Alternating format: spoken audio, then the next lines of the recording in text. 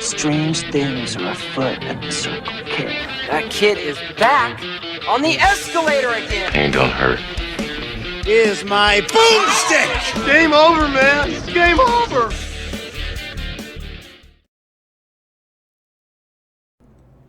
Welcome to the Bargain Bin. He is your host, Ben Mason.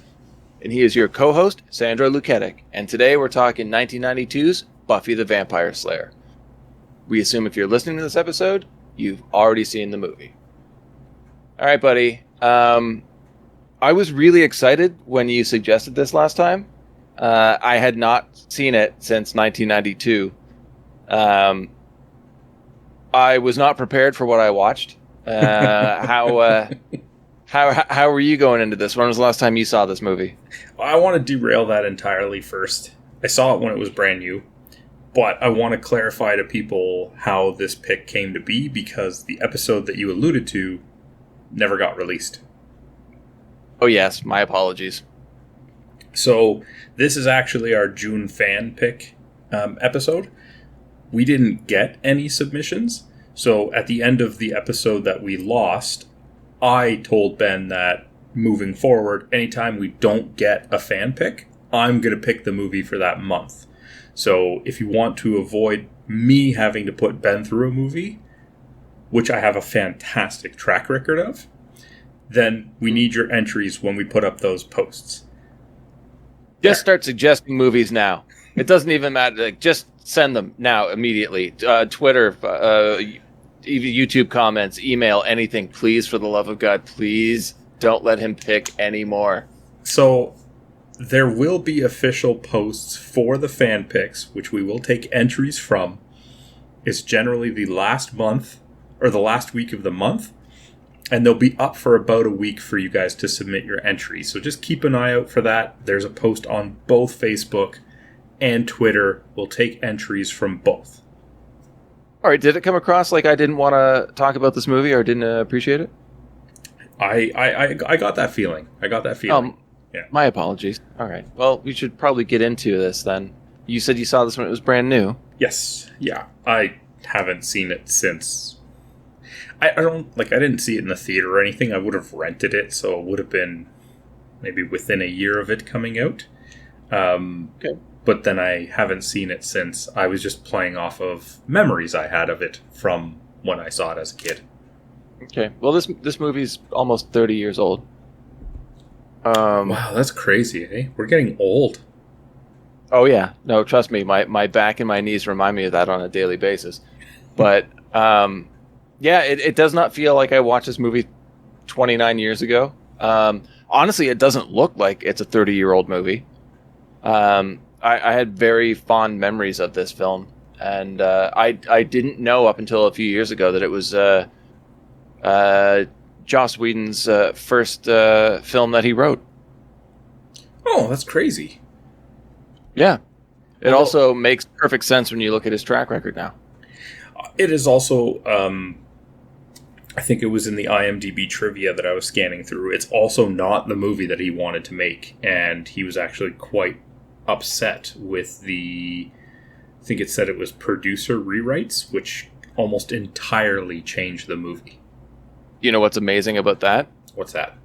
That's most of his writing credits are rewrites. So his main complaint about the movie that he first wrote is what he ended up doing to almost every other project he worked on that other people originally wrote.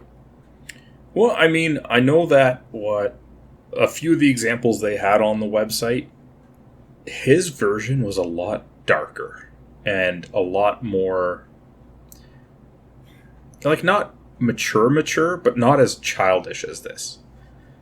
Which is very funny when you go on to realize how much he worked on the Buffy television series, which is, for the most part, pretty lighthearted and childish. Yeah. I mean, I would love to see what his original intent was for this. One of the examples they bring up is that in the movie where Merrick dies, in his version, Merrick... Oilers! Come on, Ben. And I mean, I'm going to tell you a version that doesn't happen in the movie. So, okay. Apparently in his version, he wrote that Merrick committed suicide to prevent revealing Buffy's identity. That's awesome.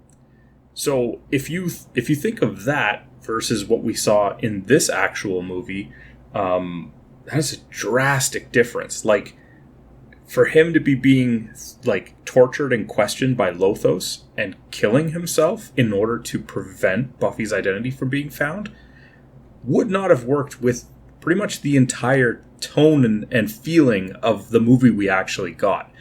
Yeah. But apparently that's what it was, and from what I read, he was quite unhappy with the production of this movie because the majority of it is not what he wrote. I find that very interesting. If that's the tone he was going for the entire film, fucking sign me up for that. I would love to watch that, because I gave him a lot of shit for this movie. One of the other trivia points on there was that apparently nobody really enjoyed working with Donald Sutherland on this one. Because yeah. he pretty much ad-libbed like all of his lines, and none of them were like what he wrote. Yeah, that's not the first time I've heard about problems with, well, that family, really. With him or Kiefer in particular. But if you just think about it, producers changing the writing, something as big as like the Merrick scene, and then you also have a guy like Donald Sutherland ad-libbing the lines, which is going to change a lot of like the other actors' reactions and edits to the movie. I can see how this is not the movie that he intended to make. Yeah, that does make sense. I'm pretty sure, is this not the only film or the last film that this director did as well?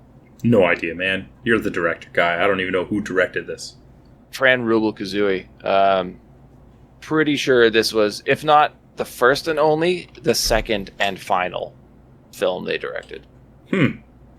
Yeah.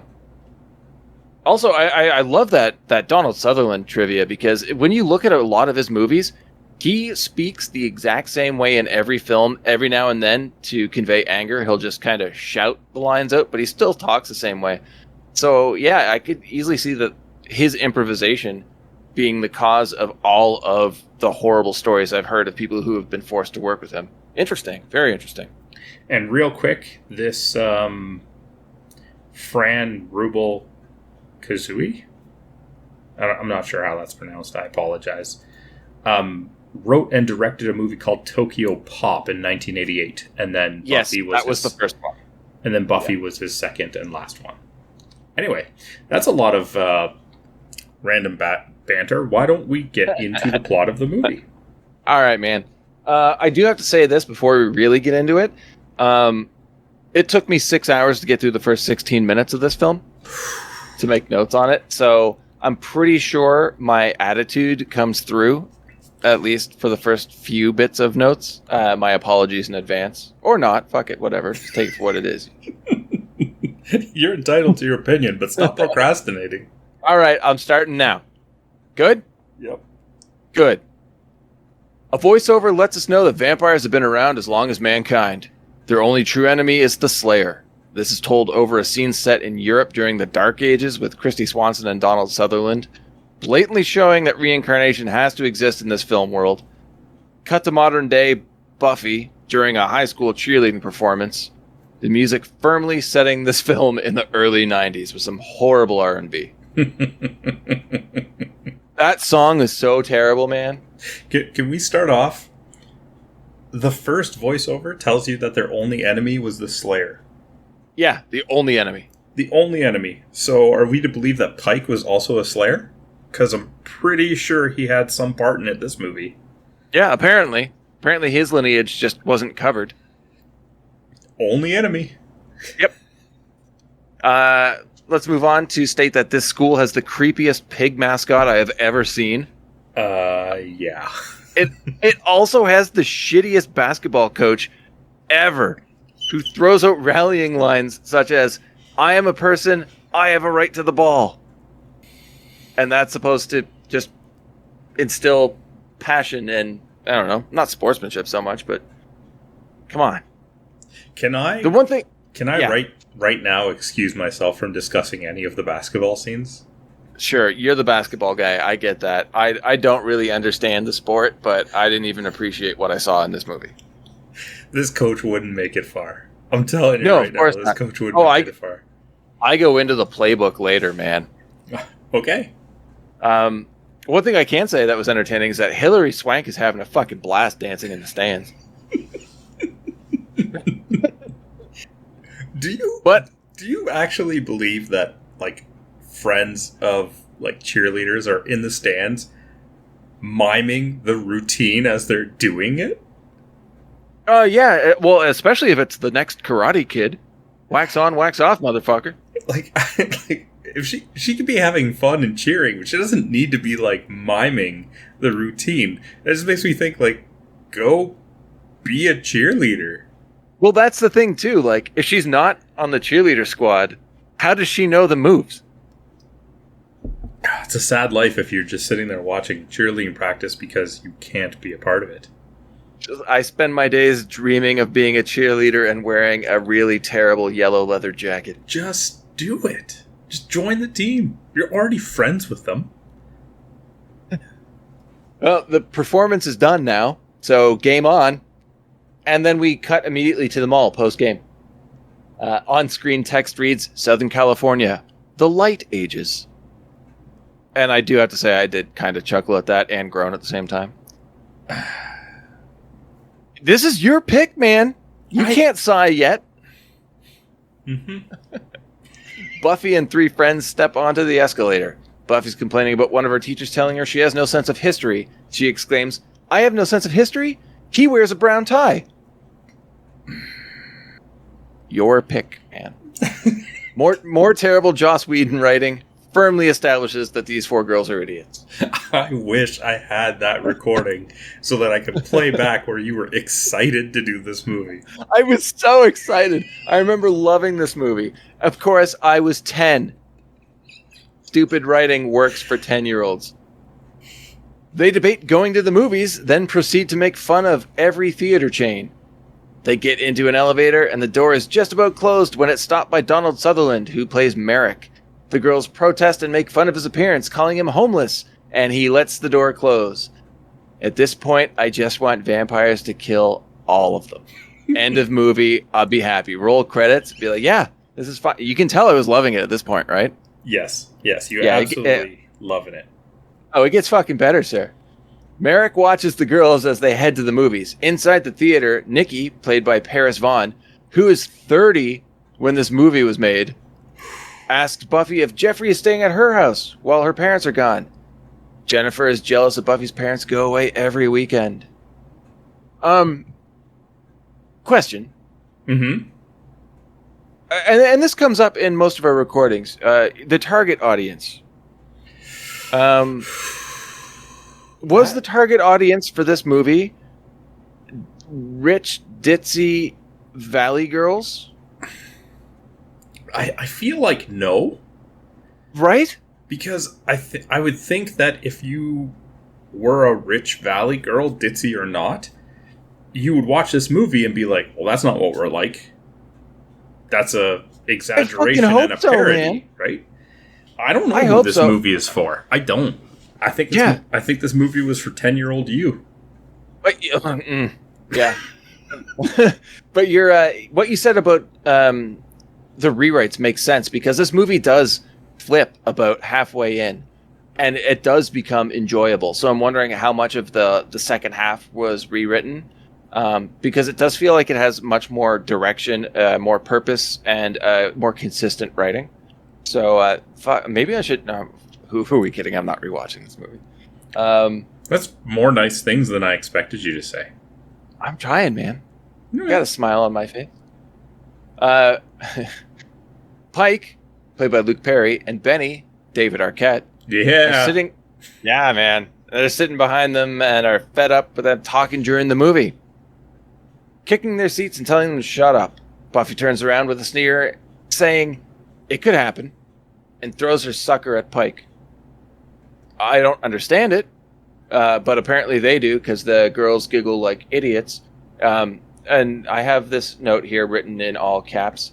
This dialogue is absolute shit. There is no possible way this is how Valley Girls spoke in the 90s. I don't even want to talk about the dialogue, but I want to ask you a question that I feel has come up in a number of our more recent episodes. Sure, man. Are you supposed to like the character of Buffy? I don't think so. And I can only say that having finished the film. Because you're stuck with this idiotic character acting this way for a good chunk of the movie. To the point where you're like, I don't think I can like this character. And there's a point that I will bring up later where it just kind of flips. And then all of a sudden, they're fine. All right, we'll see. You can see where I got this question from, though. Like, she's very unlikable. Yeah, definitely. And I was really worried that would carry through the rest of the movie. And we're still pretty early on, so you could tell why I was fucking angry. Jeffrey, Andy, and Grueller pull up outside the mall acting like complete assholes. Yeah, par for the course. They're there to meet the girls and timed it perfectly as they're coming down the escalator after the film. Grueller jumps out of the car. Buffy slides over Andy and starts making out with Jeffrey. Andy cannot look away from Buffy's ass, and in a typical 90s joke, asks Jeffrey if he can borrow her. Buffy does not appreciate the joke. These are all fucking garbage people. Buffy tells Jeffrey she'll see him at her house and goes to rejoin the girls. This scene you could not do today. No. Andy's character would not fly at all. No, there are some parts of his character that are a staple of teen comedies. Now, there's a massive problem with teen comedies, as we've seen with like Meatballs and Revenge of the Nerds and stuff like that. But there are certain elements to the character that will just show up, no matter if it's like a teen horror film, a teen horror comedy, teen comedy. That sidekick comedic relief character always has certain characteristics that Andy does have, but yeah, here they are definitely over the top. Did you recognize Grueller at all?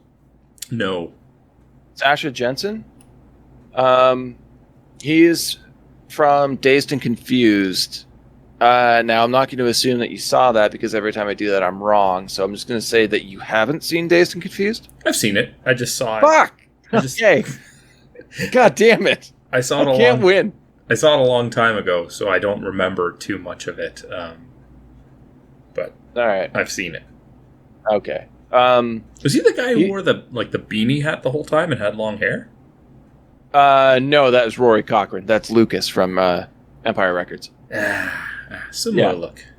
No, Sasha Jensen in Dazed and Confused. I'm drawing a blank on his name right now, but he was wearing the purple T-shirt and the blue denim overalls. Okay.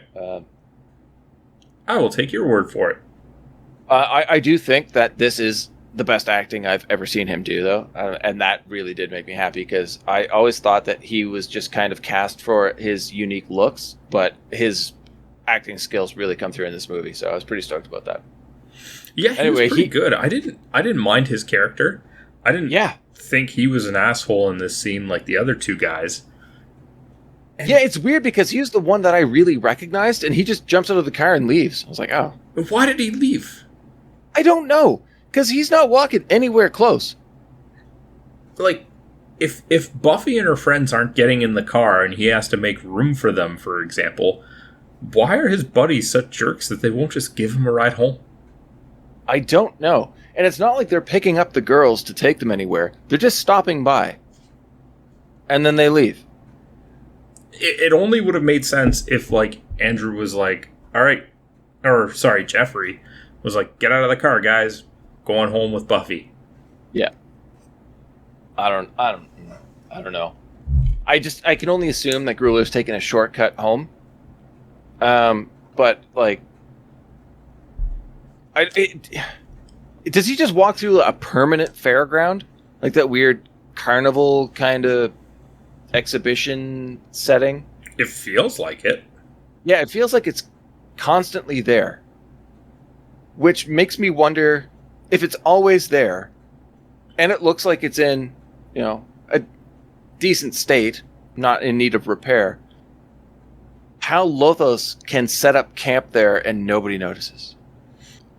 I mean, yeah, it could be an old abandoned fair that doesn't get used. But all the lighting and everything works still. Yeah, the only way that I could see this making sense is if the vampire brood was the carnival, and all of the vampires were were guised as carnies. Oh my god, vampire carnies! And then they have a reason to go from town to town, across country, getting new members of their brood, and nobody's going to question freaks at a carnival. Oh my god, that has to have been made already, right? I don't know. If it is, it's not where I got the idea from. I'm just saying that would have been the only way that I would have accepted that Lothos had a headquarters there, because if they were the traveling group, then he would have an established place that's going with him from town to town to town. Vampire carnies is such a great idea. You're welcome. Thanks, I'll get on that one, man. Sorry, where was it? Oh, yeah. So he takes the shortcut home, we guess, through the fairground. He hears noises behind him and turns to threaten whoever's making them, only to see Amelin, I hate that name, played by Paul Rubens, Pee Wee Herman, on the carousel, giving him his best vampire stare. It's a good thing that we weren't introduced to Paul Rubens in the movie theaters.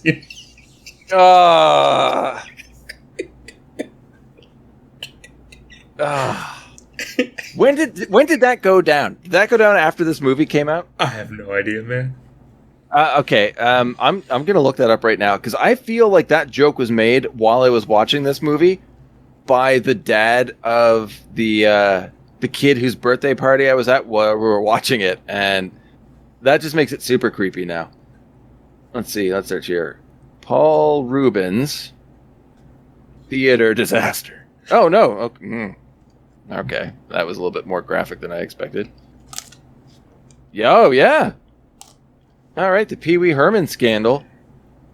The kid show stars indecent exposure arrest became the summer's biggest showbiz story. This article was written in 1991. So yeah, I guess this is his attempt at a comeback. I believe so. All right. Well, that's Pee Wee for you.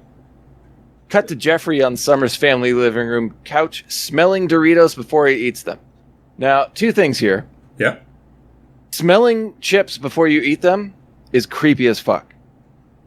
Secondly, this actor is so terrible and so unmemorable that I thought it was just Buffy's brother or somebody. I didn't even recognize him as Jeffrey because I didn't care.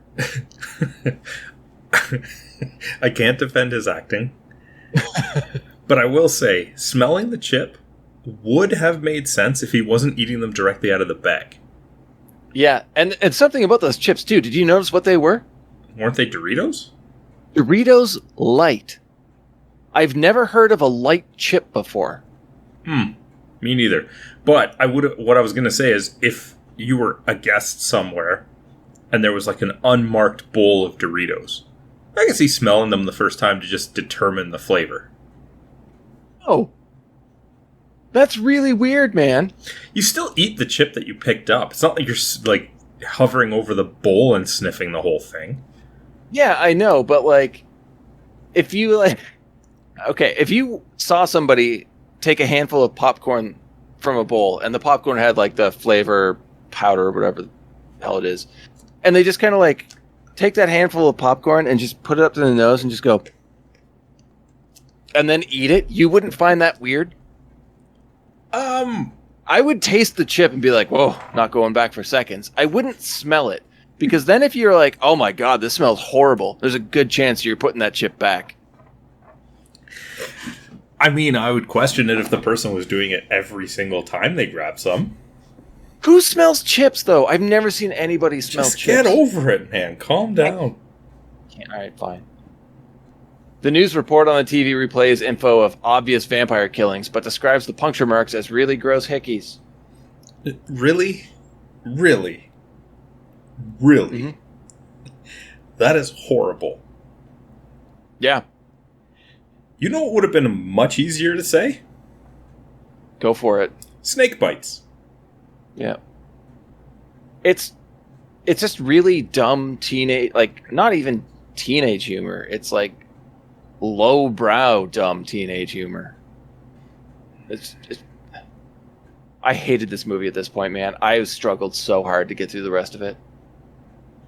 Buffy's parents have finished packing for the weekend and leave. Buffy joins Jeffrey on the couch, joke about how her parents don't know his name, and start making out. Oh, that's right. Buffy's mom calls him Billy, I think, right? Yeah, and Buffy's big joke is there's a chance that she might be calling me Billy. Mm-hmm. It's funny. Okay. It's a joke. You get it? Yeah. I get it. All right. Yeah. It's a quote unquote joke. At this point, how are you feeling about the movie? I don't care. I'm actually curious where you're going to turn around on this movie at all, because the impression that I'm getting from you is just not good at all. We'll see. All right. Flashback to the Dark Ages. Buffy's ancestor kills a vampire before being confronted by head vampire Lothos and his brood, led by Amelin. Turns out this is Buffy having a nightmare.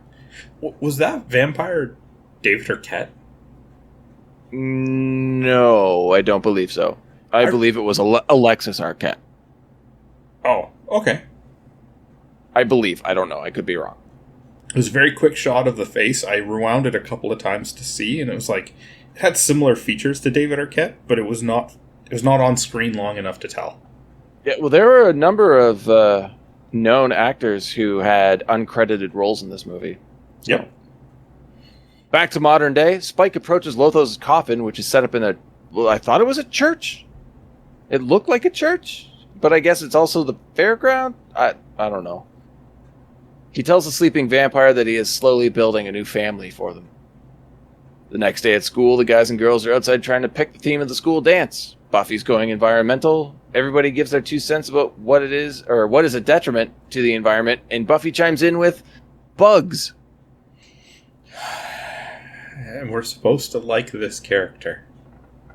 This is our hero.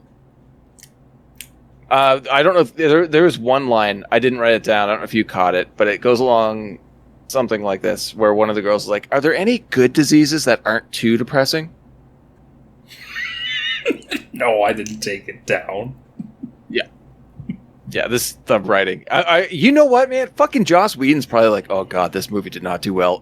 There were a lot of rewrites. This isn't my work. What do you mean? I'm the only credited writer. No, because when people do rewrites, they get credit to. No, there's no other credit. It's just me. So this is a blatant lie.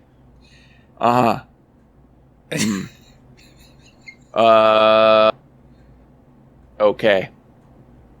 I don't know, man. Like this kind of writing is consistent in the other things that he does take credit in writing.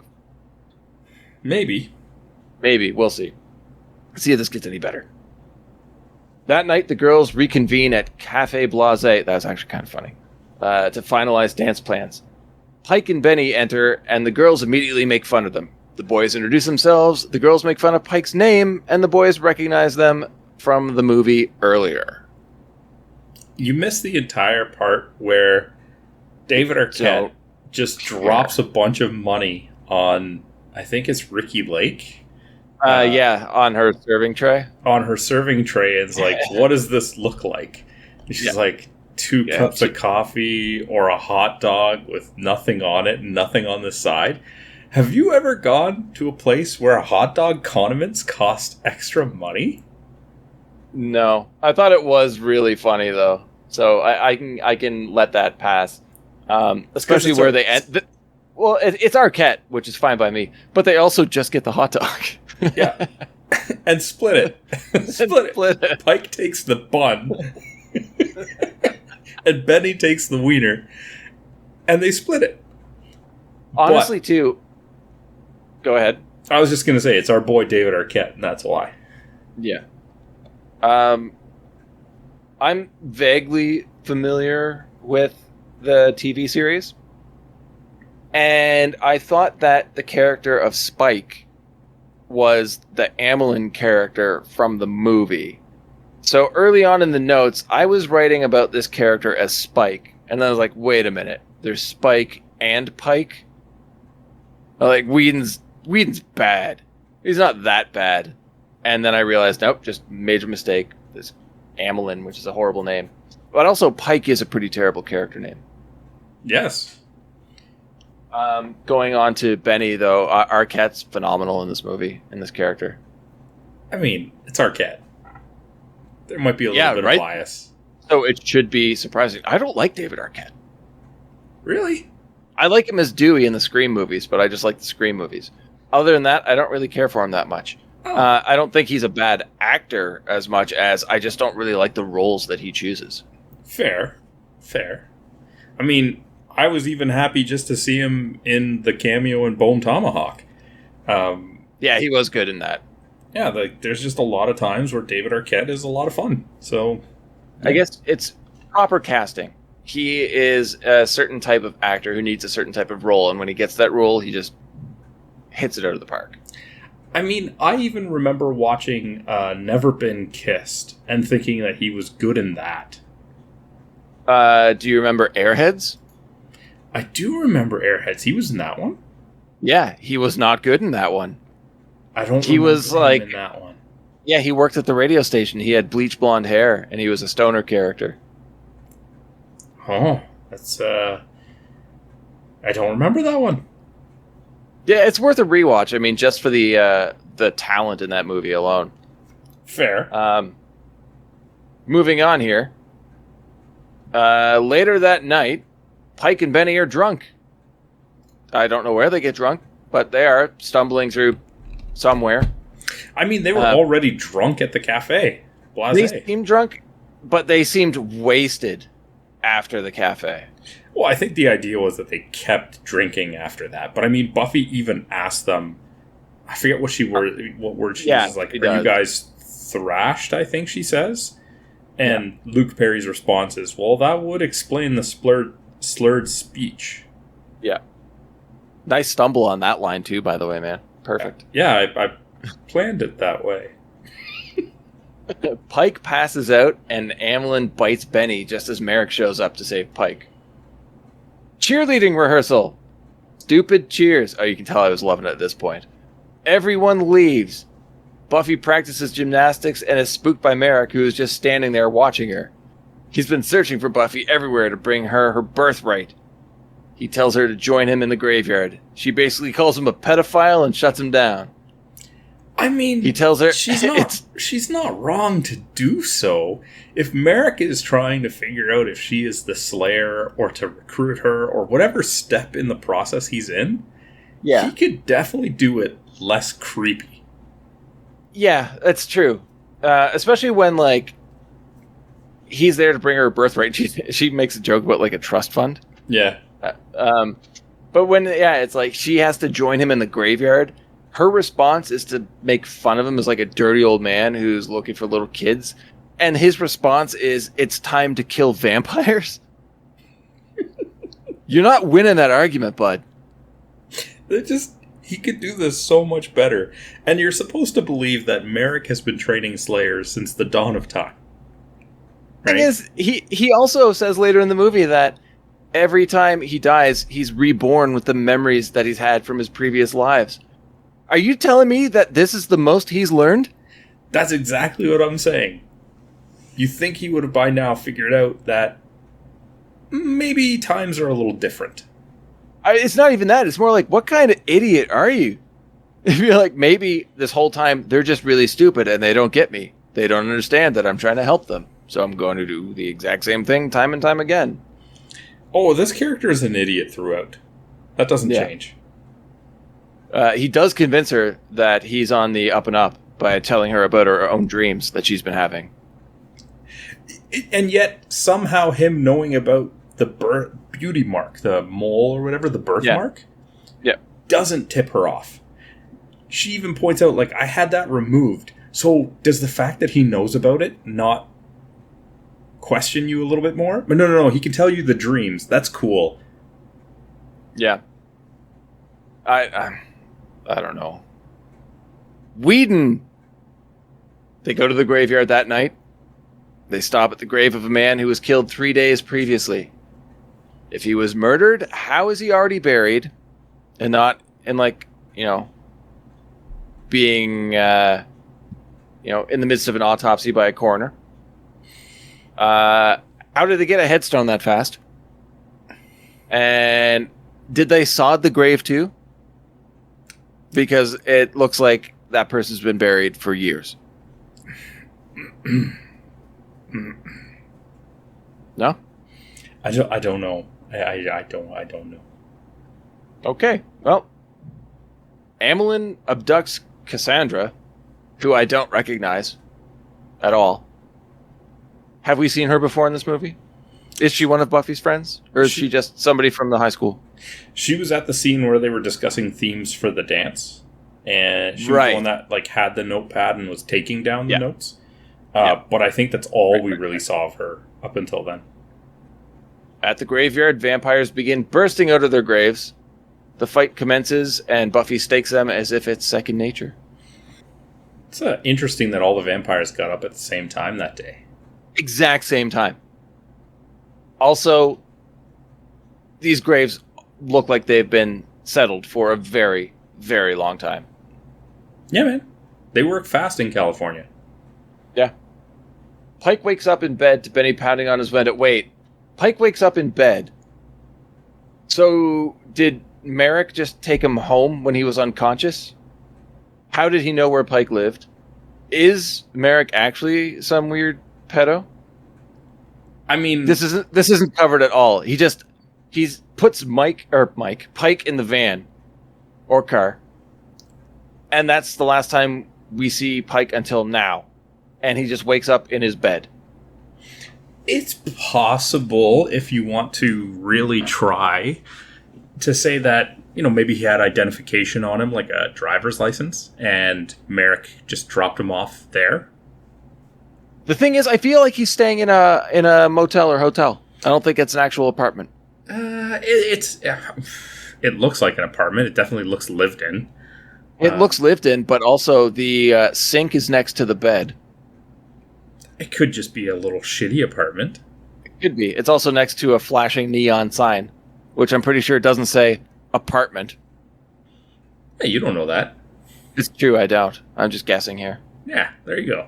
All right. Well, Pike wakes up in bed to Benny pounding on his window.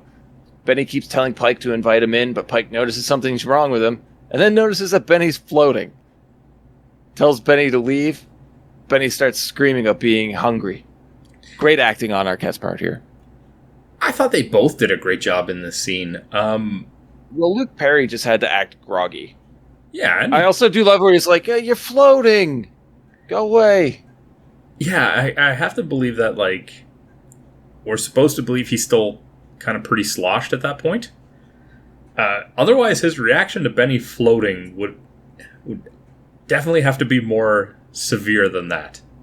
It's a quick turnaround time from a vampire bite to being a full-on vampire. Especially considering that these other ones came out of their graves 3 days later. Yeah. I don't know. The vampire makeup is pretty fucking cool, though. I do have to say that. It's alright. It's almost like vermin-like. Yeah, definitely with the ears. Yeah, I liked it a lot. Very rat-like. Very much like 22's Nosferatu. Yeah. Yeah, Merrick it's more of an evolution of it, yeah. Yeah. Merrick tells Buffy that vampires can't find out who she is. They go over the rules about vampires entering domains. Buffy gets home, and her mother confronts her about being late before being tricked about the actual time. Yep. Yeah, Buffy has another Lothos. Her mom is about as bright as she is, I guess, at this point. Complete idiot. Yeah. Amelin feeds Cassandra to Lothos. I don't understand why we had to show her again in this movie. We didn't need to see her being abducted. We didn't need to see her being given to Lothos. It doesn't make sense to me unless there's something I completely missed. No, you didn't. Okay. Merrick shows up in the girls' change room somehow. I guess, yeah. He's mad that Buffy didn't show up for the meeting. She wants nothing to do with vampires. He tries to convince her of her ability by throwing a knife at her face. She catches it and freaks out about it. He says it's proof she's the chosen one.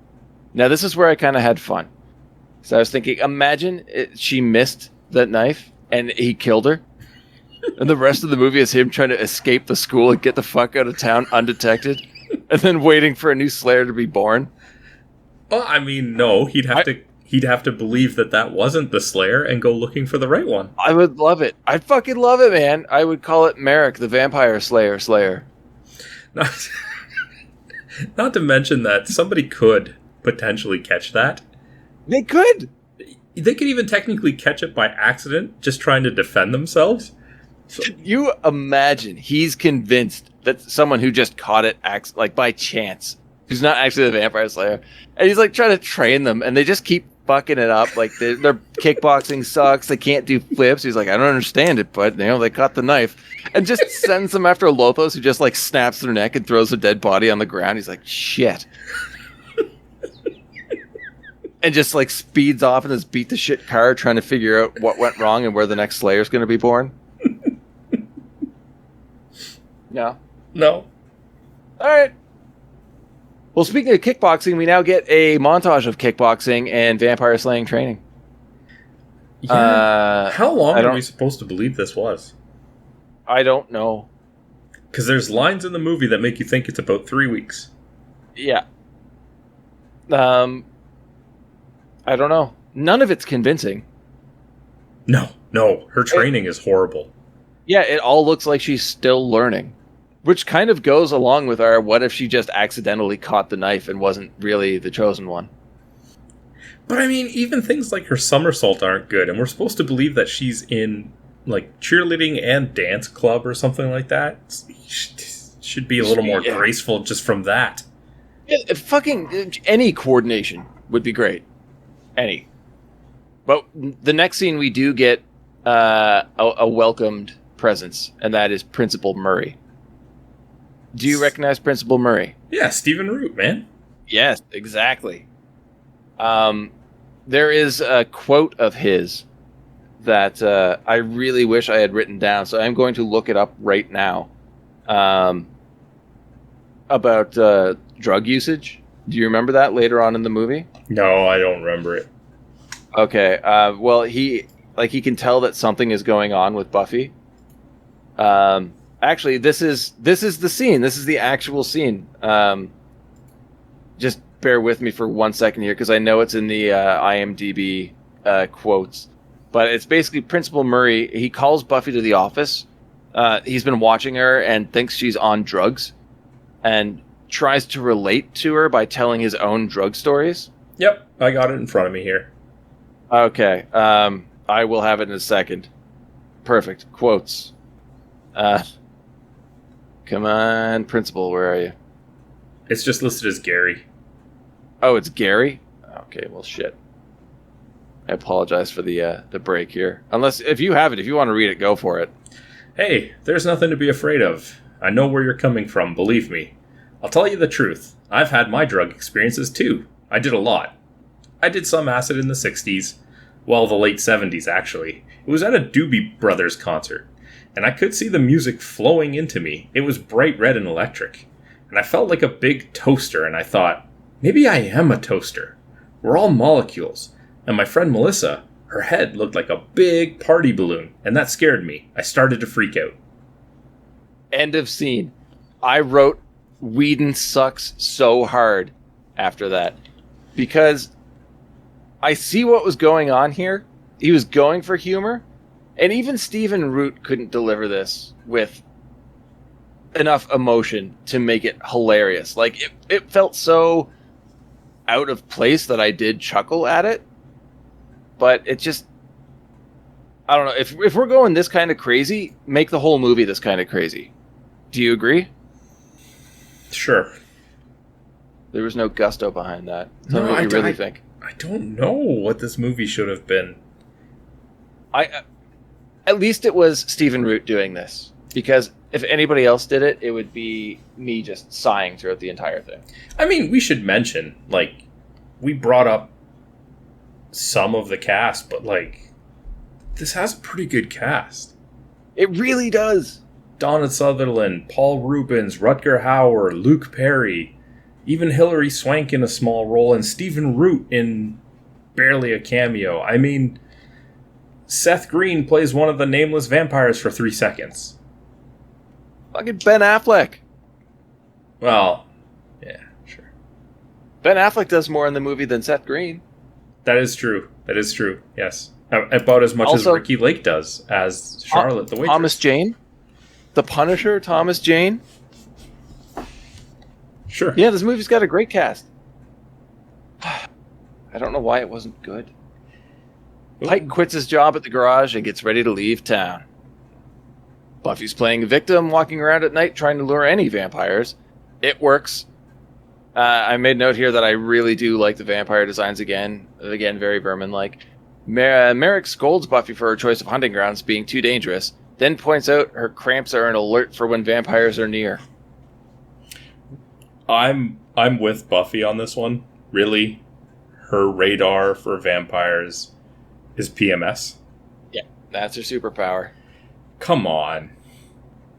Merrick describes how every time he's born, he has full memories of his previous lives and knows his role is to find and train the new Slayer. We then get a bonding moment between the two, like I had said before. Whatever. On the outskirts of town, Pike is trying to get his dead van to start up. He looks out the windows and sees vampires approaching. With one more attempt, the van revs to life. He backs over 2 of the vamps, but Amlin jumps on the windshield and hangs on for the ride. Pike weaves around trees and Amlin climbs onto the roof.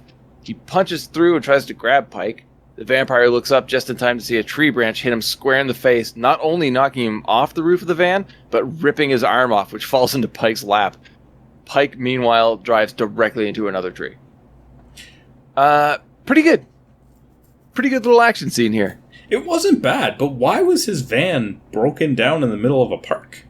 I don't know. There's so much convenience written into this script. Like, if his van died, right? All you had to do, first of all, was put him on a street, an abandoned street somewhere. It could even be a forested area. Not on the park grass, which makes you wonder why it would be there in the first place. I could see after, when he's trying to escape, he'll drive wherever. Yeah. But you and keep in mind, too, like, the scene before this, Merrick scolds Buffy for her choice of hunting grounds because it's too dangerous in alleys far away from people. Have the van break down in the alley. Bam, there's no people around, your vampires are there. In that alley scene, we saw, like, trees in the background. It would have been perfect. It would have made sense. I don't know why he's parked in the middle of a park, but yeah, to your point, like, what are they doing? Why? Even if he's just on a street that's next to the park. Oh, driving out of town. This is kind of an outskirts part where there's forests on one side, a big park on the other type thing. Just have him on the street. Show the van break down or stall. How long will we believe that he's just sitting in this park trying to get his van started? Probably about as long as we're supposed to believe that he was just in the alleyway trying to get that motorcycle to start up later on in the movie. By chance, he's just there. If you remember that scene. Yes. When did the training montage happen? Which one? The Buffy one? Yeah. Oh, a while ago. Right before the Principal Murray drug story, which is before Pike even quits the job to leave town. So my question is, how long is it taking Pike to get the hell out of town? Oh, quite a while. Because he already quits and packs up his stuff. We know he doesn't have that much stuff. Why hasn't he gotten out of town yet? Maybe it's a big town, man. We're talking what? The San Fernando Valley? Has he been stuck in that park for 3 weeks? Yes. Maybe that's what he meant by out of town. Just outside of the concrete jungle and into a park.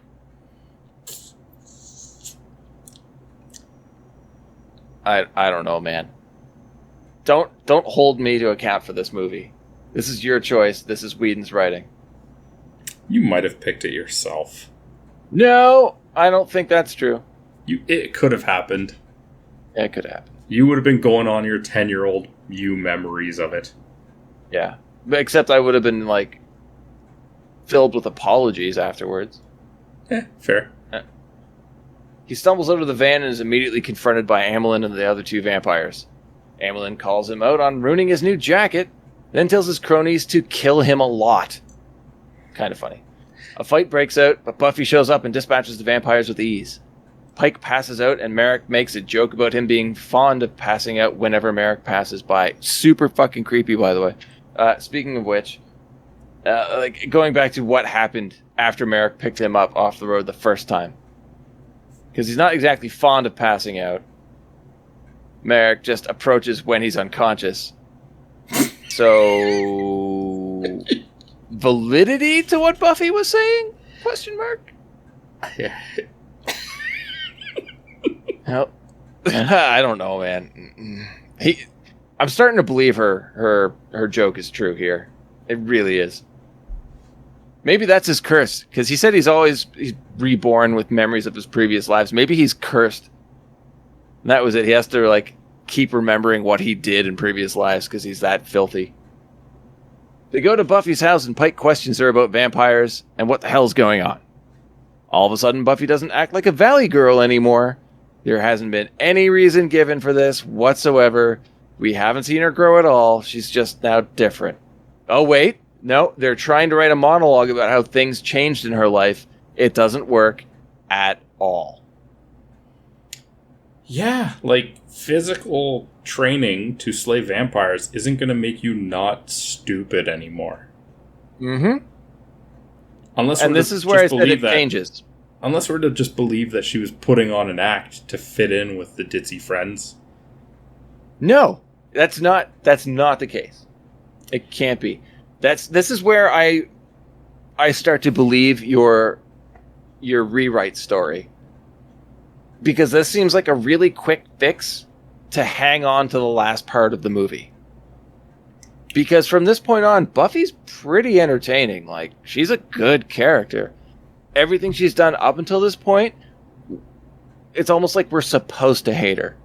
But there's been no actual change. There's no action shown on screen that would convince us that she's a likable character anymore. It's just a character flip in attitude that is not backed up by anything, no rationale. It's just now we're watching somebody else's version of where this movie's going.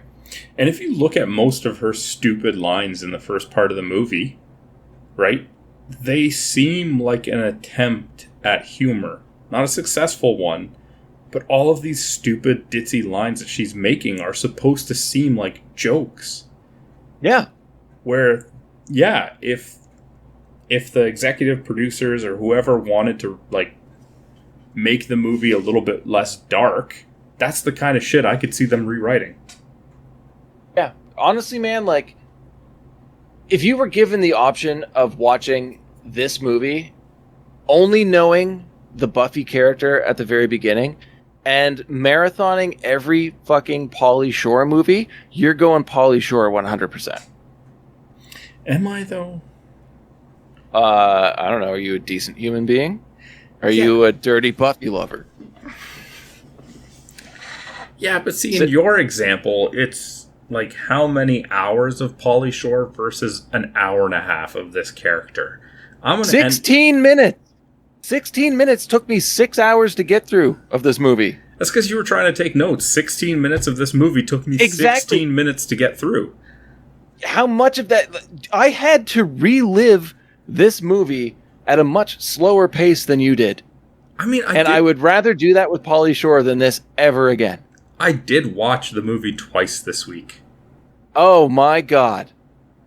That must have been horrible. I told you, I try to watch every movie we review twice.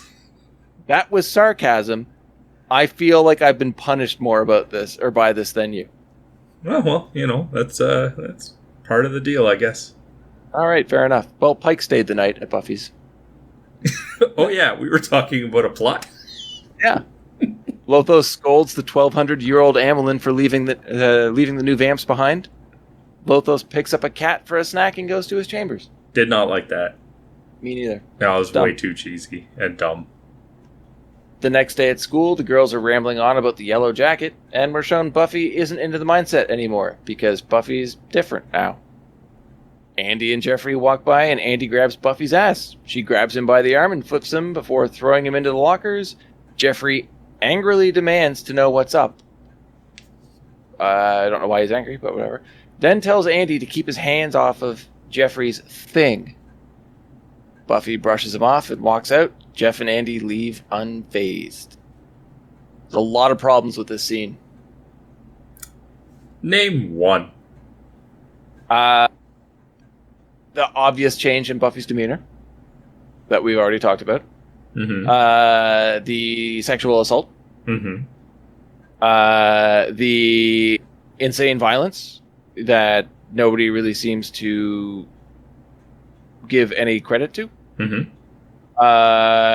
Jeffrey ignoring Buffy's emotions altogether and demanding to know why she's acting so stupidly. Mm-hmm. Telling Andy, his best friend, to keep Andy's hands off of Buffy, who he refers to as his thing. So the possession alone. The fact that she is so incensed that she just has to storm off, understandably, to which her boyfriend and his best friend joke and leave as if nothing happened. I said name one. Oh, sorry. Rambling about the yellow jacket. All right. Well, I mean, they're, cheering because they're going to the basketball game? Yeah. Well, it is game time. Coach's playbook shows that the all-seeing eye plus gender symbols equals infinity, which is the win. Players hit the court. I definitely. Yeah, do you want to go into that? I definitely wouldn't know what play that is. No. I don't know. I don't know how he has that job. I guess that's just like some part of like the cheeky humor. I guess. That doesn't make sense with the rest of the humor in the movie. Oh. Players hit the court, but the coach stops one player, telling him that since he missed practice earlier, he should sit down and think about how that made the coach feel. Turns out that player is a vampire version of Grueller. I feel really bad that this is the next time we see Grueller. The coach says he missed a practice, but there's been like 3 weeks of montages since Grueller got caught in the carnival. He's not going to school. He's missed a lot more than one practice, I would have to imagine. But I did like when he just turns and says, "Go team," and then laughs. Yeah. It's not done well, but it was entertaining. I thought it was great. The next part is the cheerleaders giving that worst, like the worst cheer of all time. Was that, how funky is your chicken? How loose is your goose? Yeah, something like that. Like, come on now. It just doesn't... Okay. You know, I'd like to make a comment here. Sure, go for it. This is high school basketball. Yep. Man, do they take it a lot more serious in the States? Because here in Canada, our school cheerleaders showed up once for when we played in the finals because there was a halftime routine. You guys had cheerleaders? We didn't. Yeah, man. And like I just said, they came to one game the entire season, and it was just for the halftime show that both teams' cheerleaders did, and I didn't see it because I was in the locker room. Drastically different. If this movie took place in Ontario, Canada, the cheerleaders would not have a lot to do. Well, that's one thing, too, that we see all the time in film, especially comparing Canadian cinema to American cinema, is how much the Americans romanticize high school sports. As if, like, it is a crucial moment in an adolescent's life, which it's not, for the most part. For a select few, sure. But the amount of weight it's given in films, I think, is just ridiculous. I mean, it has to glorify it, right? Otherwise, what are you watching? Fucking Teen Wolf does not need basketball. You gotta show them as normal people with other... They do. They have a drama program. So anyway, Yeah, it's time for a Grueler to go in. Coach reminds the team to assert their personhood. Buffy immediately knows something is wrong. Grueler's star of the game here. No passing needed. He'll do everything by himself. He stares down number 10, Ben Affleck, who just gives him the ball and backs away. The other team gets the ball and Buffy attacks. Grueler runs off and Buffy takes chase since Grueler now knows that she's the new Slayer. Okay. She steals it. Hold on. Yeah. You missed a very important part of the game. I don't care about the game. I'm just saying, it's very curious that Grueler dunks the ball, floats down, not falls, floats. Oh, I know he floats, yeah. And nobody else questions this in the audience. The guys on the court are staying away from him, so they notice something's off. But the audience seems to have no issue with this. He is completely white. I don't mean Caucasian. He's completely white, has fangs, rat-like features, and, like, pointy ears. Mm-hmm. He looks like a monster. If they don't notice that, I think you'll get away with floating a little bit. See, here's the thing. If I'm sitting in an audience of a sporting event, I might be a little too far to see distinct features like that, potentially. But if a player dunked the ball and then slowly levitated to the ground rather than falling with gravity, I would see that from any distance. Well, I mean, when it comes to basketball stars and gravity, I mean, like, come on, man, we've all seen Mike. He defies gravity. Yeah, and you know what? He comes down at the same speed as everybody else. I'm just saying, if I was in the audience and that guy was floating, I would be out of there. Pretty sure there's enough weird shit going on that people should have noticed by now. So, let's just chalk this up to Whedonism. Okay, all right. Buffy steals a motorcycle, trying to keep up with Grueler, and speeds past Pike, who hops on a dirt bike and follows, which is incredibly convenient, because we don't know why he's there or why he's working on a bike. Buffy crashes at the fairgrounds, Grueler catches her off guard, and she's grabbed by other vamps. She kicks Grueler in the face, and he's staked by Pike from behind, with a great line, where Grueler says something along the lines of, now I'm a god. So Buffy says, we used to be friends, and he says, yes, but now I'm a god. Now I'm a god. And then gets staked from behind by Pike, who says, and now you're a coat rack. I guess you're being sarcastic, because that's not a good line. It's not a good line. That's what I'm saying. She stakes one vampire and then does some flippy flips and knocks the other one over before landing on Pike. The two share a flirty moment, and what happened to the other fucking vampire? Yeah. Somehow she landed on him and that killed him? They don't touch on that at all. They're sure taking a long time laying down here in the moment with their back exposed to getting attacked by other vampires. Like, that scene goes on for way too long. Yeah, it does. And, like, all she did was knock that one over. Yeah.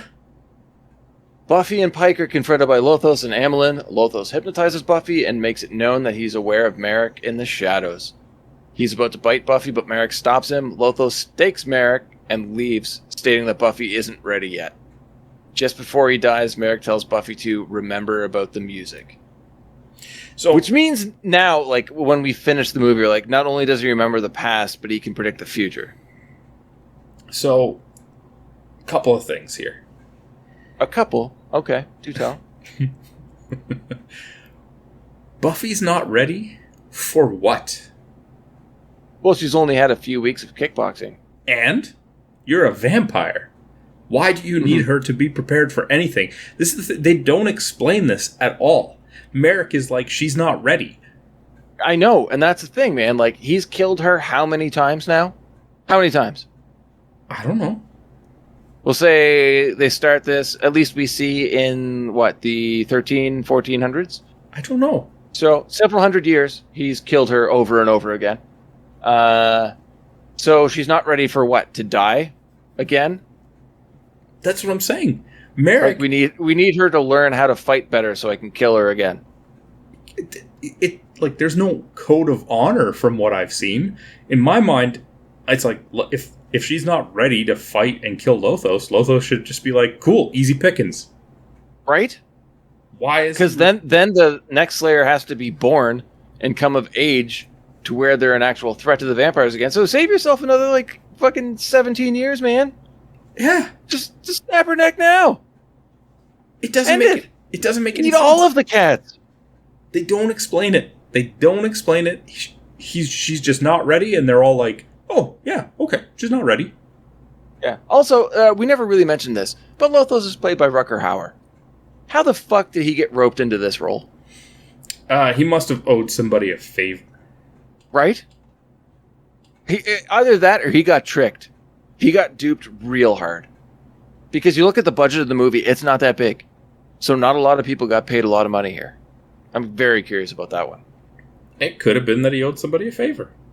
Could be. I mean, who knows? Like, that man had been acting in all sorts of movies for how many decades now? Like, he might have ended up with some weird debt or some addiction of some sort. Let's not speak ill of the dead. Rutger Hauer, R.I.P. I mean, anything that he did after Blade Runner is whatever. Like, he's cemented himself, in my opinion. Hobo with a shotgun. Okay, well, that's much later, but... Mm-hmm.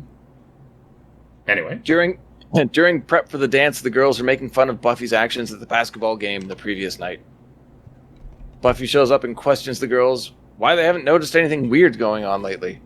She's chastised for a lack of commitment to the school dance.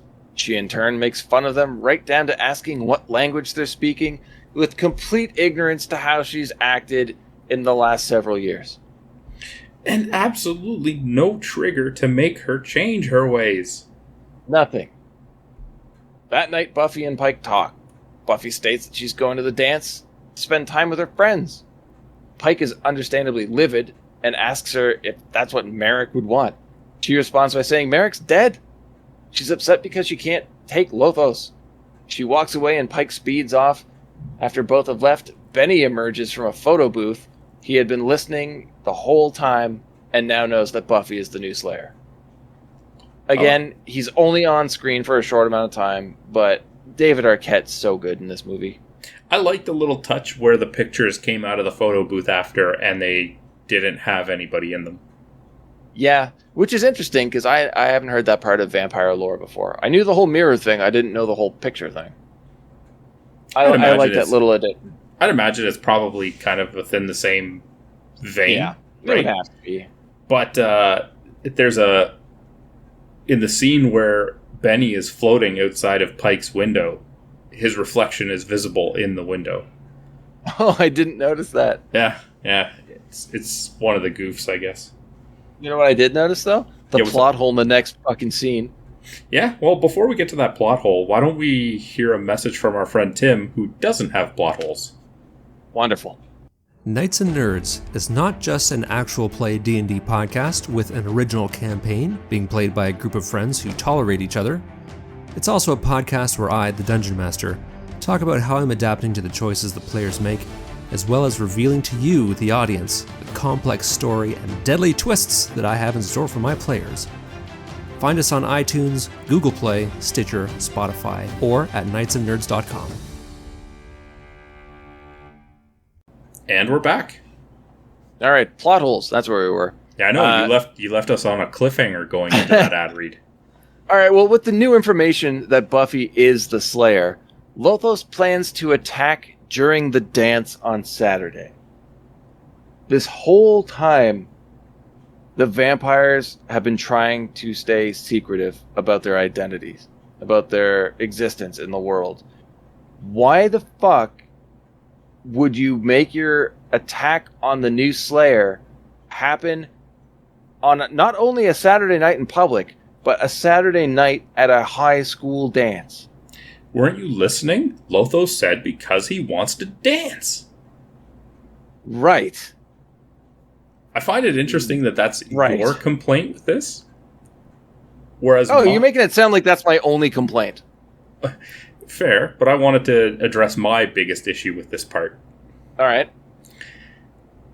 She was not ready for him the night before.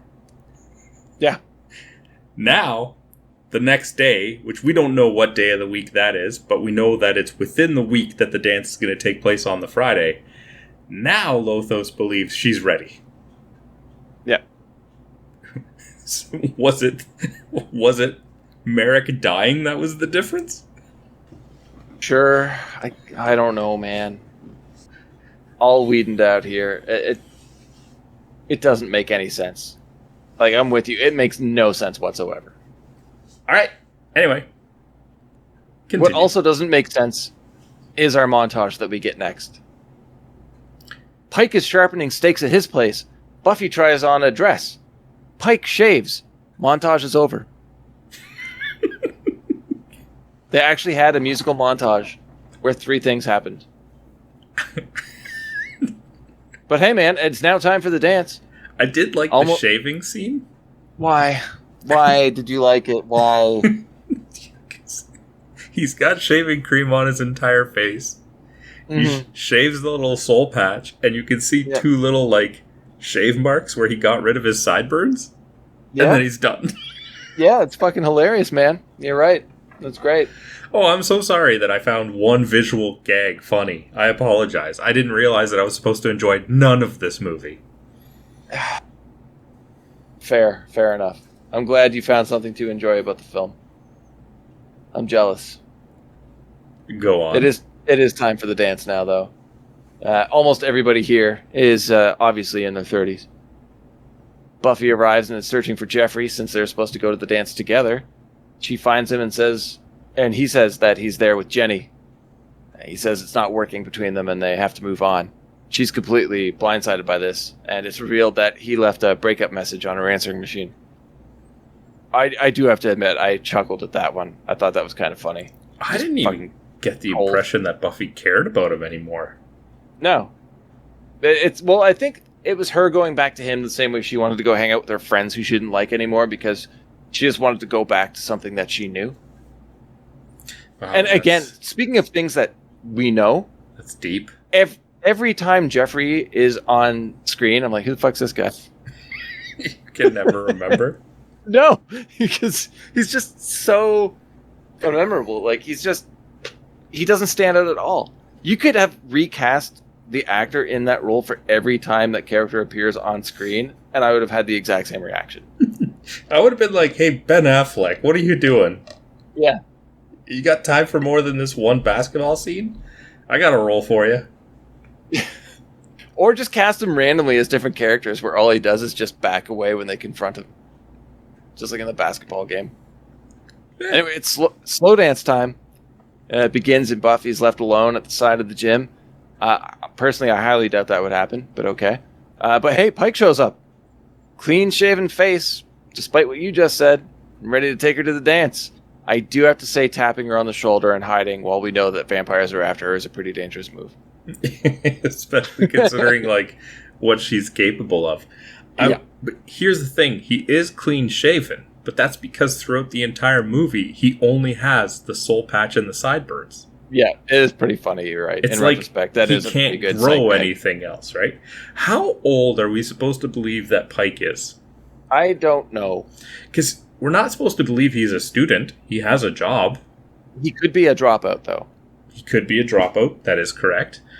But then if he does have his own apartment, I guess he is working at the garage, so he could do that. Rent must be pretty cheap. I guess it is early 90s. Wait, no, it's 90s California. It's not that cheap. I don't know. That's a good question. And a school You know dance. what? We just have to get Luke Perry on the... Oh, wait. You can't get him on the phone. No, uncalled for, man. Sorry. We can call Jungle Boy. At the same time, a school dance is going to let a non-student in just on his own? That's a good point. Yeah, I didn't think about that one. I mean, if he came in with one of the students, like, I'm the date, whatever, cool, +1, whatever, but I would imagine school dances at my school in Canada had people standing at the doors. I have to imagine that American security would be a little bit higher. They're not just going to let some guy, like... That's true. I do remember high school dances, people from other schools trying to get in and then being turned away at the door. Yeah, they would only be allowed in if they were like a date of someone. And the thing is, he looks like he's 40. dance. Why are you just letting him into this school dance with high school students? This looks like they're 30. Some of them actually were 30. They look younger. Okay. Well, the two dance. Pike says she isn't like the other girls. Buffy says she is. Well, no, she's not. We know this. There's a movie about it. It's called Buffy the Vampire Slayer. Anyway, they kiss. Vampires attack. Buffy tells everyone to stay away from the walls. They can't come in if they aren't invited. Turns out the vampires are seniors, so they were in fact invited. Principal Murray threatens the vampires with detention. Stephen Root's doing what he can, man. He's great. He's pretty funny in this part, too. Pike shows Buffy that he came prepared with a bag of steaks. She grabs a few, puts on Pike's leather jacket, and goes outside to fight. The door's open, she steps aside, and oh my god, it's vampire Seth Green. For 3 seconds of camera time. For 3 seconds. We get some more flippy flips and kicks as the vampires attack Buffy one at a time, action movie style. Definitely waiting. The flips feel like they're in slow motion. Oh yeah. I'm watching this, I'm like, why doesn't one of the vampires just hit her? Just hit her. She's right there. Well, not just doing the flips, but like they wait. They just wait for her to kill a vampire. And then the next one runs in. You have to believe they didn't have an action coordinator. No. Although there are some pretty cool stunts in this movie, in the fight scene in the gym. Yeah, it's just a lot of it is done poorly. Yeah, it's pretty poor. Buffy goes to look for Lothos, and the rest of the high school defend themselves in the gym. Buffy's confronted by Amelin, the two tussle, and Buffy runs away. You missed the part before she sees Amelin where we get a quick gag with Jeffrey and Jenny doing it in the back of a car. Oh, I don't remember that. I must have looked away. Yeah. So when Buffy hops the fence and she goes through a parking lot, you can see just like Jenny kind of like sitting up in the car. You don't actually see it. Obviously, it's not a mature movie by any means. And if you listen, it even sounds like it's just kind of recorded off camera and played in. She says, "Wow, that was fast," or something like that. All right. Kind of out of place for this movie. They play back to it during the credits when they're doing the news show. Yeah. And they say, "Oh, we left the gym. We saw something was going on," but they're referring they left the gym to go have sex, right? Yeah, there are a few good lines in the end credits. Probably better than the rest of the movie, really. Anyway, moving forward. Pike is doing his best to protect the students and ends up fighting his old friend Benny. Amelin, still missing his arm, taunts Buffy. The two fight more. Amelin tells her they're immortal and can do anything. Her response, "Oh yeah? Clap." I like that one. Cut to Lothos playing the violin. Amelin smiles at his master. Lothos shakes his head and Buffy stakes him. This leads to one of the most famous scenes of the movie as Amelin has the most drawn-out death, all while Lothos keeps playing his music. So, wow, that was an anticlimactic death for Amelin. Yeah. Like, oh, Lothos is playing the violin, and he just gets staked. Yep. And he did improv the death scene. Oh yeah, of course. You could tell, 100%. It's pretty funny. It doesn't fit. All the other vampires died like right away when they got staked, but okay. Yeah. Some of the vampires died when Buffy fell on them. Apparently. Yeah. Lothos tells her that Amelin was Buffy's first real kill, and Lothos' last gift to him. No, she's killed a lot more. Yeah. Mm-hmm. But I guess oldest kill, maybe? Original vampire, possibly? Benny tells Pike that Buffy is meat for the beast.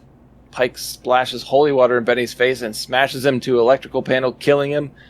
And I really, really loved Alexis Arquette as the vampire DJ here. That character design is one thing that I do remember from this movie, from the first time I watched it in 1992. Like, I don't know what it is. It's the facial expression. It's the costume. It's the makeup. Everything. Like, Alexis Arquette nailed this one character and didn't deliver a single line. It's all done through expression. So I don't know how accurate the IMDb is, but it apparently the DJ that gets shooed out of there for that is Slash. Fat Slash, maybe. Pardon? If it's Slash who had been gaining some weight for a while. Because it doesn't look like Slash to me. I don't think so, but IMDb, it has it listed as DJ uncredited Slash. All right. Or maybe that's a different DJ. Maybe at one point there's a radio DJ. I don't know. That's they did look kind of familiar, but I don't know, man. I maybe I just don't know Slash that well. This is why I prefixed it by saying the IMDb. I don't know if it's accurate. Yeah. I wouldn't have said it. No, me neither. But it could be, because like I said, it did look familiar, and I don't know why. So maybe. Let's just go with it. Fuck yeah, man. Slash. And then how did Benny get electrocuted? He had holy water splashed on him, and while he was wet, Pike spun him around and threw him into an electrical panel, and he was electrocuted. Did that electrical panel open up? No, it dented in real hard, though. So, 2 problems with this.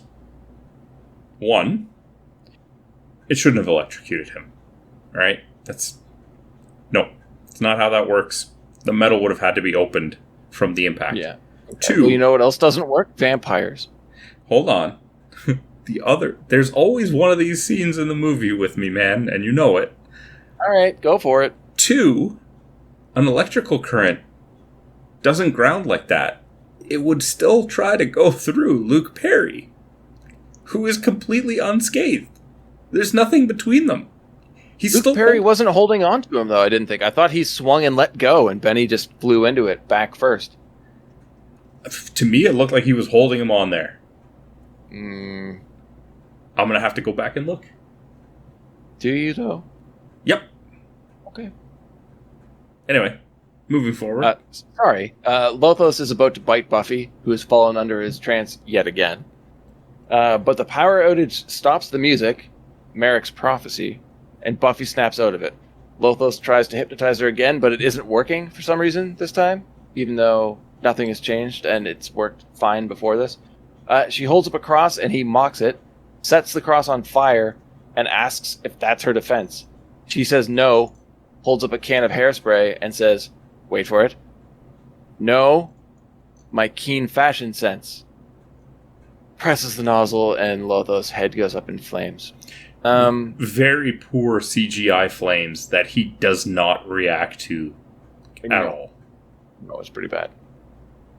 Also, if you're going to throw back to any line, I think there's some better ones. Because when that line's used previously in the film, I feel like it's used for actual character development, and here it's just used for comedy's sake. It's like a throwback for the purpose of a throwback, and not the actual meaning of how the line was delivered originally. I will chalk that up to bad writing again. Anyway, Principal Murray is going around the gym giving vampire corpses detention slips. Buffy enters and Kim panics, thinking she'll kill them all. Principal Murray reacts and smashes Kim's head against the wall, knocking her out. I don't understand this scene at all. I do love Principal Murray just walking by all of the corpses and just throwing slips down, being like, detention, detention, detention, detention. Is that it? Oh, nope, 2 more. Detention, detention. I preferred him smashing Hillary's head against the wall and just walking by like it was nothing. Yep. Principal assaulting a student by smashing her head against a wall. Jokes! Yay! Like, the style of comedy in this movie changes frequently, and I don't get it. Come on, man. We're getting there. You can do it. But even, like, the next part is Andy trying to hit on Buffy. Why?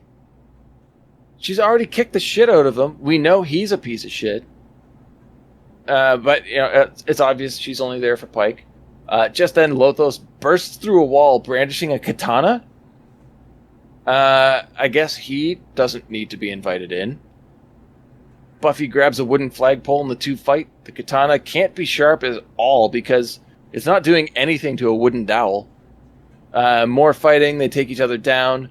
Pike intervenes and gets thrown aside, and then Buffy stakes Lothos. Buffy goes to check on Pike, and look at the background.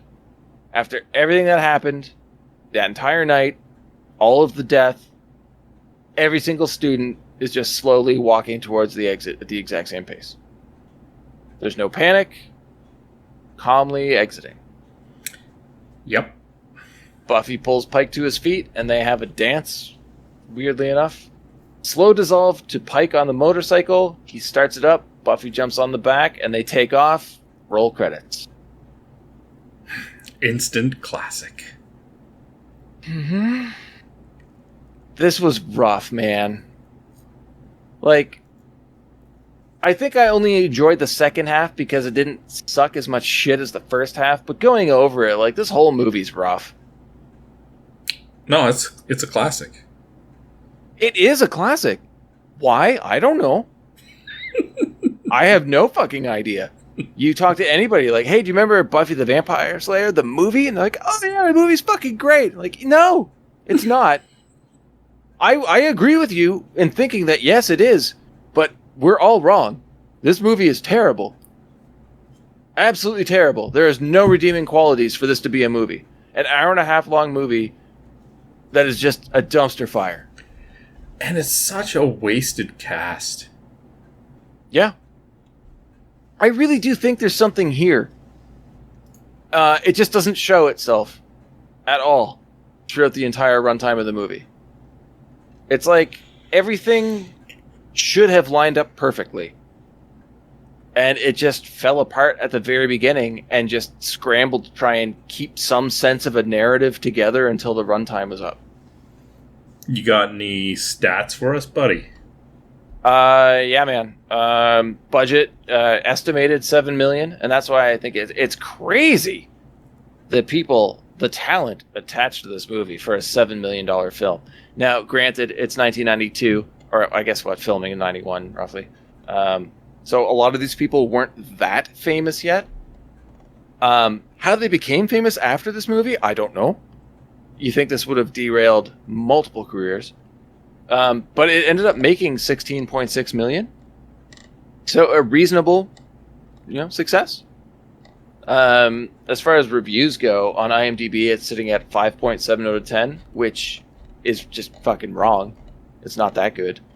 Rotten Tomatoes, the tomato meter, critics have it at 36%, which is understandable. Audience score, 43. And yeah, just thinking back about the fun that we had talking about this, I think 43 is reasonable. Like, I would never give it a 5 out of 10. Like, it's not okay. It's pretty terrible, but it did make me laugh at points. And I think this really is something you should watch with friends, not by yourself. That's fair. Yeah, what do you think of those reviews? What do you think of those numbers? I feel like maybe the user one could even be a little lower. I think it might be nostalgia that is keeping it higher than that. It could be. It really could be. Yeah. Shall we move on to awards? Absolutely. So, how do we do this? You start? Yep, with worst performance. Oof, that's a lot of choices for this one. Oh, I think you can guess who I'm going to pick right off the bat. No, I can't actually. Oh, it's Randall Batinkoff as Jeffrey, because I never noticed him in any scene that he was in. He had no screen presence whatsoever. His line delivery was flat as all hell. And I don't think that's a creative decision. I just think he was bad. I should have put that together. I really should have. What, my worst performance? Yeah, like you Yeah. you didn't hold back on it, but for some reason I didn't think about it. And you know what? It might be because, like you said, he's such a forgettable character. He's just there.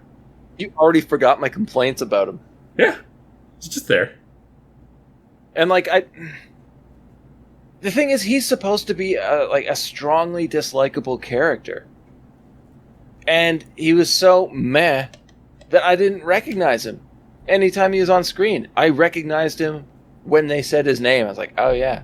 Like I said, when he was sitting on the couch at the Summers house, I had no idea who he was. I thought it was Buffy's brother. Even though I had no reason to believe that she had a brother. I was like, who the fuck is this guy? His lackey, sidekick, Andy, was more memorable. Yeah. I should point out, you said the Summers house. The last name is never made clear in this movie. No, I know. That Sorry, comes from I'm going the TV along show. with the TV show, yeah. Yeah. Which, according to the nerd, which according to the IMDb, Joss Whedon doesn't even want the two associated. Like, to him, this is not related to the Buffy show at all. I'm sure that only came up when the show did well. He's like, oh, okay. Maybe. Or maybe it really wasn't what he wanted. We don't know. Like, there's been some evidence to both, right? Yeah, true.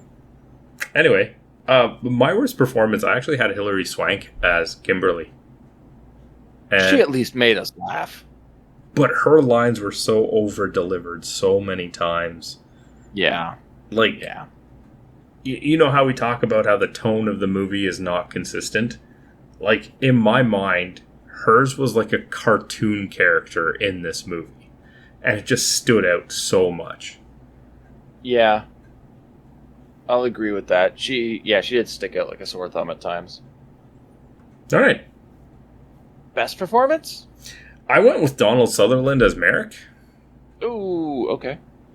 And honestly, the only reason was because he didn't really do anything to piss me off as an actor in the movie. Everybody had a moment where I was like, come on. Like, even Luke Perry, who I thought was one of the stronger performers in this, had a few lines and scenes that were delivered in a way that made me not like it. And I get some of it is scripting. Like, when he says to Amelin when they're, face off in the carnival with Lothos and where Merrick dies, like, are you addressing I? It's like, all right, well, that's writing. Yeah. But even still, the delivery with Merrick, it was just like, yours is the least offensive delivery that I had. And again, the most problems with it, like his death scene, the character was written poorly to just run in and try and stab Lothos. That wasn't his acting. So, yeah. Donald Sutherland gets it by default for just not pissing me off. Okay. You? I went with our boy David Arquette as Benny. I debated it, but just like I said, like, there was a couple of line deliveries. The thing is, with Arquette, yeah, there were some shaky lines, but he gave it his all, and he remained consistent anytime he was on screen. And I'm not the biggest David Arquette fan, so I was surprised by that. But I thought Benny was not only the most well-written character, but the best actualized, realized character. I thought David Arquette did a great job. He made me sympathize with him when he was human. He made me laugh at him when he's trying to be creepy as a vampire, and I think that's what they were going for. I really enjoyed his performance, and for me, it isn't just the best performance in my opinion, it's also the most memorable performance. Honestly, those were the three that I was debating for best, was Donald Sutherland, Luke Perry, and David Arquette. Mm-hmm. Right? And rightfully so. I can't say that that's a bad pick by any means. I just think that, just like you said with David Arquette, he stayed the most consistent. Donald Sutherland was also consistent. Like you said, he's consistently playing the same character in every movie he does. Yeah. And if you like that, then he's golden for you in this movie. Outside of, like, Invasion of the Body Snatchers, I thought he was a little bit different in that, but he had the same, like, intonation. So, same style of delivery, but a better character in that film. He's great, man. I mean, Donald Sutherland is, like I said, if you like his stuff, you like his stuff in everything. I think we both made good picks, though. I don't think either is wrong by any means. Yeah. What about memorable line? What about memorable line? That's your start, not mine. It's a back and forth between Buffy and Merrick, and I don't think it's the best line of the movie, but it's one of the few times we see character development. And it's in the, I believe, the locker room, where Buffy says, "I have something that the other girls didn't have," and Merrick says, "And what might that be?" And she responds, "My keen fashion sense." And he responds with, "Oh, vampires of the world, beware." It's the first time he actually makes a joke and shows some levity in the character, which then leads to them having a bonding scene, which does not happen after that in the movie. It's the only time where we see no character development from Buffy. She just changes right away. There's nothing. But we see Merrick kind of ease into the fact that Buffy is not just like every other Slayer that he's trained. She's different. He can loosen up a bit. She's tough. She can kind of take care of herself, but he still has to guide her. So he's feeling comfortable enough that he can start to joke with her. But then they kind of drop it after the scene, which bugged me. But I really enjoyed the scene. I thought at this point we might actually see him develop more. Sadly, we don't, but it gave me hope. And hope is one thing that this movie is severely lacking. My best line also came from an interaction between the two of them in the locker room, but not the same one. Sure. It was an earlier one when she was arguing with him about not being the real Slayer. I think she's still waving the knife around at this point. And she says, "All I want to do is graduate high school, go to Europe, marry Christian Slater, and die." And that line stuck out with me because she said Christian Slater. Yep. Yeah, that is a memorable line for sure. I honestly don't have any sort of like elaborate plot or character development reason like you did. I just remembered it because later on I was like, yeah, she referenced Christian Slater. It's like the only reason I remembered it. Yeah, the saint of BS bargain bin, Christian Slater. Yeah, hey man, we got our own little boys stable, I guess, going. I don't know. It's most memorable. I don't know why. I just remembered it. Honestly, and that's the same for a memorable scene for me. The exact same reasoning, exact same rationale. My most memorable scene of this movie is what I start off the most memorable scene. What are you doing? Fine, man. Steal my thunder. Stolen. Right. My most memorable scene is Benny floating outside of Pike's window. Okay. Why?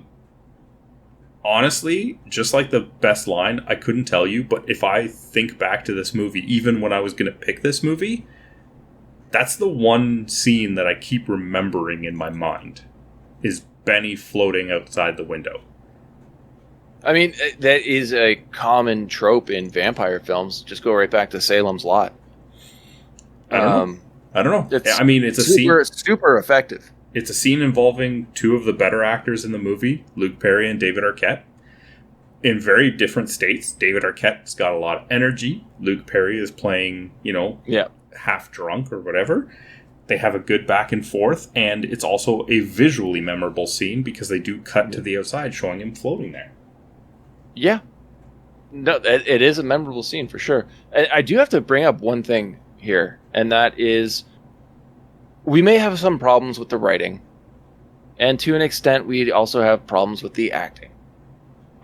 Casting Luke Perry and David Arquette as best friends was fucking brilliant. I think they play off of each other so well. That might actually be the strongest part of the movie. I would probably sooner just watch a movie on Pike and Benny's antics. Yeah, me too, man. Show me that. I'll buy that. All right. So anyway, now that I've stolen your thunder, what was your most memorable scene? Amelin dying. It's not the best scene by any means. You'll never 29 years later, I still remember that scene. Now, my feeling on it has changed for sure, because 10-year-old Ben thought it was hilarious. 38-year-old Ben thinks this is one of the dumbest scenes of the movie. I agree. Yeah. But one thing that's not going to happen is you'll remember it. Or one thing that's not going to happen is you forgetting it.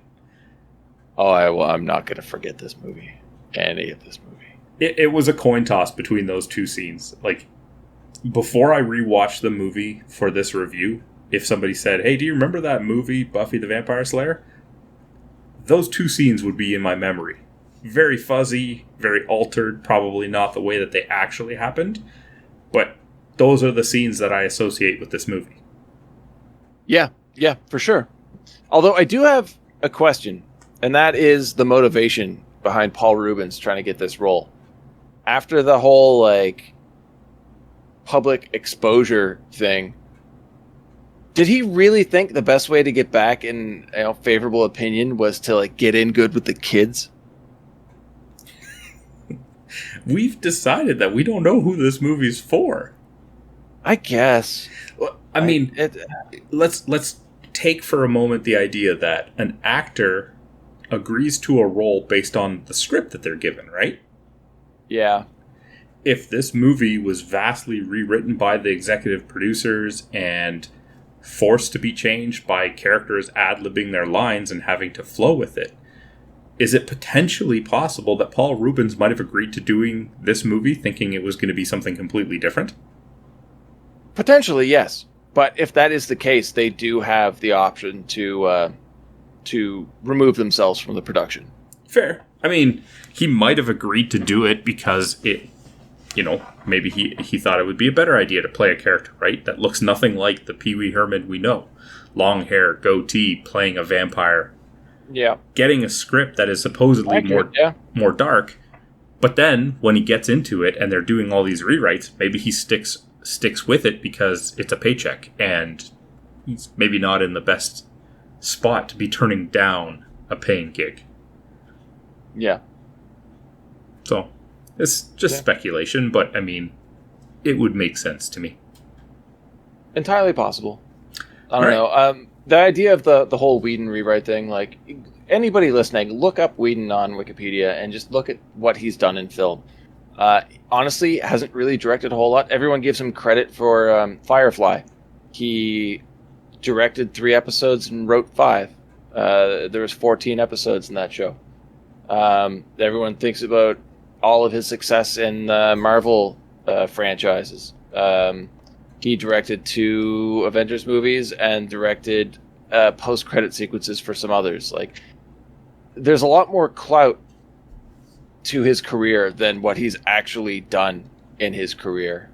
So I think the idea that, this movie was taken away from him, it was rewritten, and this isn't the movie he wanted, I think he's just not as good as everyone believes him to be.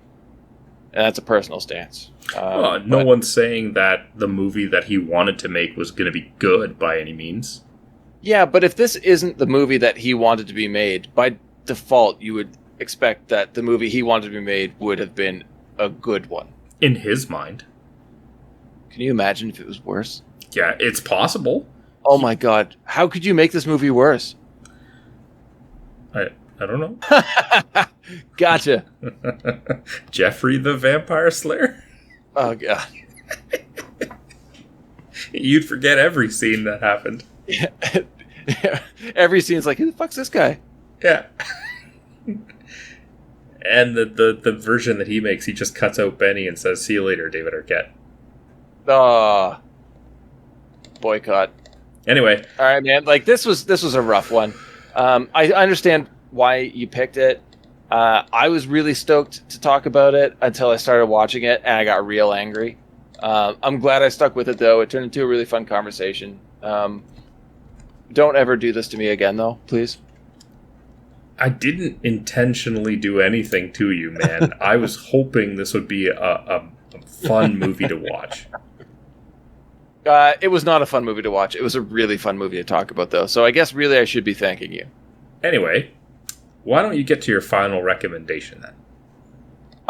Fucking don't. Don't do it. No. Definitely watch it with friends. If you have any nostalgic feelings towards it, don't revisit it. Just be happy with what you remember. It's not a good movie on its own merits. It would be a fun watch with a few friends and a couple of beers, but other than that, nah, man, I don't recommend this movie. I agree with you. It's not a recommendation unless you're watching it with friends. I can see this being the kind of movie that you cut up and actually have a blast with if you watch it in that situation. Can I just read you a couple of headlines from some of the reviews on IMDb that I disagree with? Sure. I'm not going to cite the scores or the people that wrote them or anything, but one person's headline is not Oscar material, but very smart. Another person wrote as their headline, you have to be seriously uptight not to find this hilarious. I don't like these people. Maybe this is the one that I would agree with the most from a headline standpoint. Somebody gave it an 8 out of 10 and said, very well done, but you have to look at it through the right lenses. Okay. Yeah. And that lens might be an intoxicated one. Well, I mean, the movie itself looks good. It looks really good. It just doesn't make sense. No. But it's because they don't explain a lot of things. Like that whole she's not ready thing. You don't have any build up to that. You don't have any rationale or reasoning. Things just happen in the movie, and the reasoning is because. Like Buffy falling on a vampire and the vampire being killed by it. Okay. I think we've talked about this movie enough, Ben. Mm-hmm. Never again. Never again. If you guys have any thoughts on the movie, by all means, share them with us. We would love to read them. You can hit us up on Twitter at BSBargainBin. We're also on Facebook. You can email us at bsbargainbin@outlook.com. Yep. I always forget that. I don't know why. Because we don't use it very often, maybe? I don't know. Another thing that we would also love to hear is your pick for the awards in this movie. That being said, Ben, what movie are we watching next week? Next week, we are watching 2006's Abominable.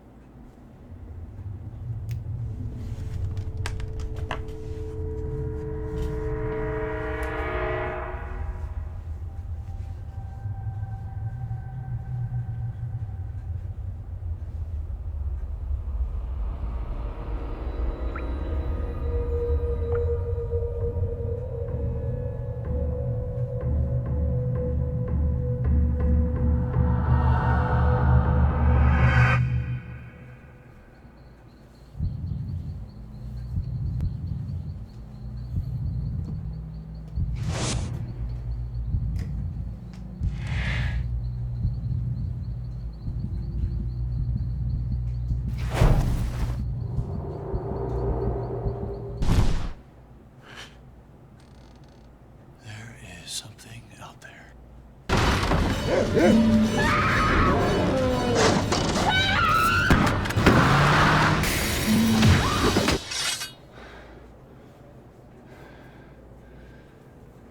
It's coming.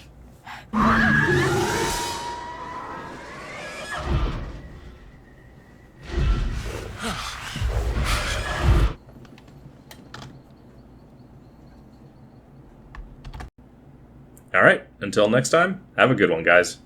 All the best, guys.